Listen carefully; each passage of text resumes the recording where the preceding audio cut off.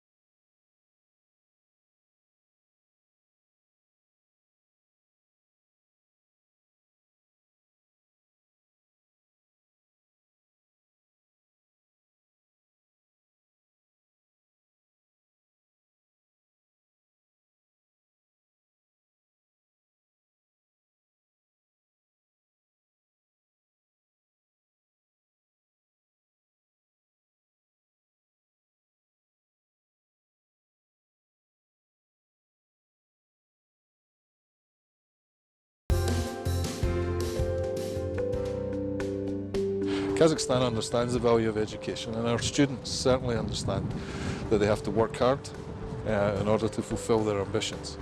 But that requires the support of families, and it requires the continued support of the government, which also understands how important education is. And together, everybody's working through the education system to try and create a new, future, better Kazakhstan.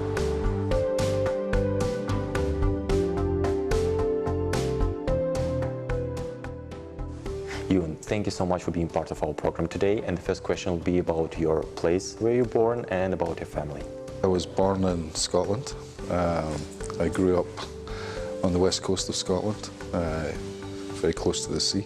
Normal working class family. My dad was a gardener, so he grew flowers and vegetables. My mum worked in a shop. I have a sister, an older sister, like most people.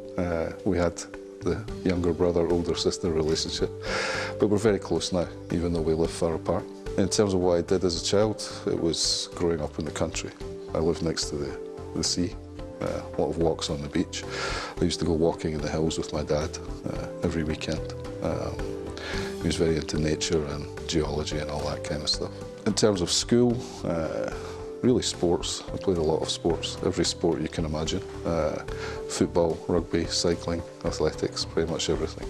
So it was very good, healthy, normal upbringing. You know. Go to school, July, August, work on the farms, picking potatoes, which wasn't much fun, but you know, it was good fun with friends. Can you tell us what was the happiest moment from your childhood? I guess it would be spending time with my grandparents, my mum and dad's grandparents, because like all grandparents, they dote on their children, on their grandchildren. But I used to go and stay with them, and they lived out in the country. Constant nice food and playing in their huge garden that they had. Just being surrounded by loving family, basically. In your childhood, whom did you want to be? Originally, when I was in my early years of school, I wanted to be an architect because I loved playing with Lego, but the problem was I couldn't draw very well and do technical drawing very well. So I kind of moved from architects designing a building to wanting to design cities. So in some ways, my early part of my career was about that childhood dream of going from Lego to cities, but I just couldn't design the buildings. So design the environment the buildings are in was what I was interested in when I was younger. I was lucky enough to be encouraged to go to university when I graduated high school, because unlike here, in Scotland at that time, the university was very selective. So out of 500 people, only 10 of us went to university. So I went to Glasgow, the big city on the west coast. Studied at the university there for 4 years, my bachelor degree. My major in my bachelor was in geography, political geography, which was really about cities. Then I took a year off. Well, I travelled a bit around Europe. I actually decided that I was going to be a house painter. So I worked as a house painter for a while, just to work out what I wanted to do and just to have a break for a year. So it was a fun year. After that, I got a grant to study on a master's degree at the University of Strathclyde in Glasgow, which was a great experience. A good group of people, excellent professors, and that led me to want to do a PhD. So I went across the city to Glasgow University, back to where I did my bachelor degree. I was lucky enough to both study and work there at the same time. The entire time I was doing my PhD, I worked at the same time, which was very difficult. I was a research fellow, did a little bit of teaching, but mostly research, consulting projects for development agencies which were developing the regions in Scotland. Also, we did work for the European Commission, the British government, and later, when it came into being, the Scottish government. It was about economic development, labour markets, city development, all those kind of areas, innovation, entrepreneurship, that kind of stuff. Once I completed my PhD, I got various research grants to look at the development of innovation, technology and entrepreneurship. The new economy, as it was called at the time. So I worked for a further 5 years on that kind of work.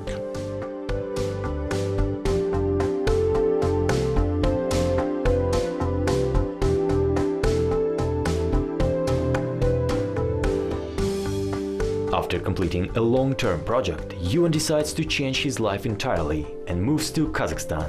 Throughout the 10 years, he occupies various positions at the KIMEP University and for some time works in Astana as well.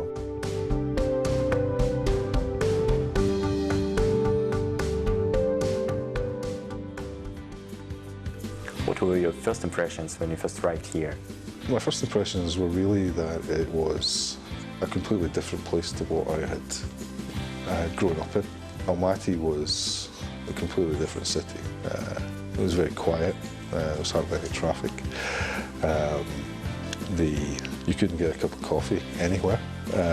Nescafe was the only coffee that you could buy at that point in time. What really drew me to the place was, one, the environment around the city. Because I grew up in the countryside. In Glasgow, actually, is quite similar to Almaty. It's about the same size and it's easy to get out of. Nature is very close, so that appealed to me. But what really appealed to me was the people. They were fascinated in why a strange foreigner should decide to come to Kazakhstan. Everybody was very, very friendly, and I liked that. It was nice. Yeah. You're living in Almaty for more than 10 years. Can you please tell us what has changed during this time? Most of the time I've lived in Almaty, I've lived in the south of the city near Al-Farabi. And I remember when you could walk across Al-Farabi. So obviously the traffic, the number of people moving around the city, the number of people living in the city has changed completely. Retail has changed completely. There's now quite a lot of modern retail facilities. I think there's been a huge amount of property development. I think Almaty has a very positive future. People in Almaty are very entrepreneurial, they're very dynamic, they're interested in doing different things. There's a lot of creative people here. So I think the future of Almaty is in the creative industries and in a base of education, like many of the great cities now around the world. And hopefully a lot of new businesses will develop out of those activities. So I'm very positive about the future of Almaty. Do you like our traditional cuisine? Well made is wonderful, but I've honestly found in my time here in Kazakhstan that home cooked bishbarmak makes it impossible to eat bishbarmak in restaurants. Really, the tradition of big family meals and home cooking is something that I really, really like. The huge table, and it's all part of the welcoming and openness that people in Kazakhstan should be very, very proud of. What is your current position here at KBTU? Well, I'm currently the Dean of the Business School here. I have been for 3 years. What we're trying to do is build an international standard business school, which is recognised internationally. The business school was created in 2013, so we're only 4 years old. We've already made a huge amount of progress. We deliberately have worked to develop a great young Kazakhstani faculty who work very closely with a very experienced international faculty. More than half of our faculty are foreigners, and almost all of them are native speakers of English, which is unique in Kazakhstan.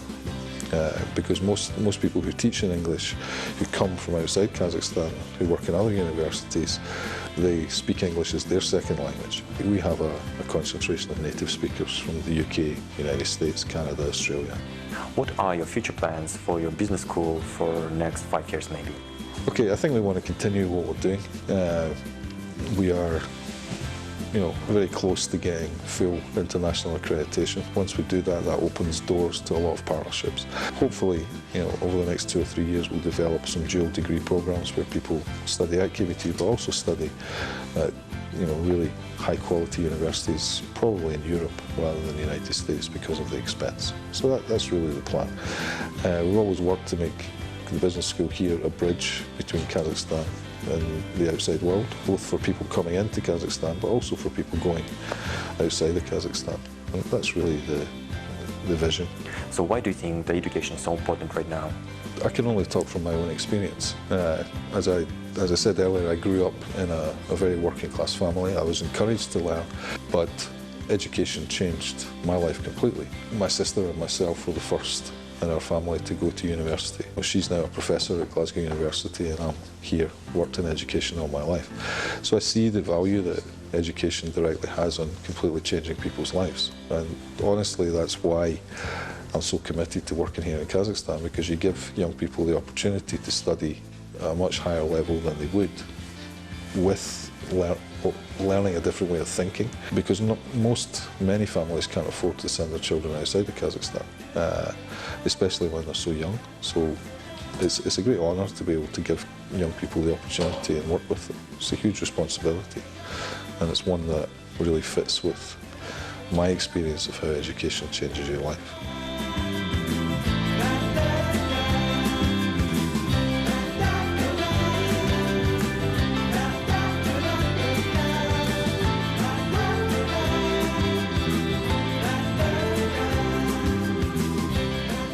Ewan devotes almost all his free time to his family.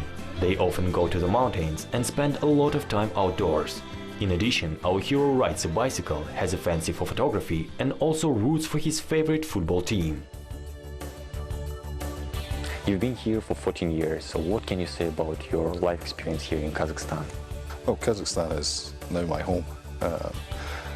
Obviously, if I've lived here for so long, obviously I like it. But for now, the most important thing for me is that I have a family here, I have children here, and a beautiful wife, and an enormous extended Kazakh family with I'm not sure how many relatives. It's the best thing I ever did was to come here. If you had said to me 25 years ago that I would be living here and working here and have a family here, I'd have said you were crazy. But sometimes you have to take some risks, and this one certainly paid off for me. I have a wonderful life here. Very happy. And what are your future plans? Well, I want to continue to work to make this, an international quality university. It's an honour to be working in such an important organisation.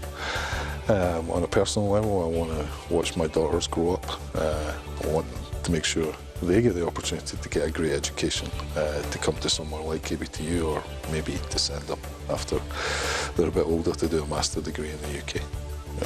It's about, making a contribution through work and continuing to see my family grow and develop and give them every chance they deserve.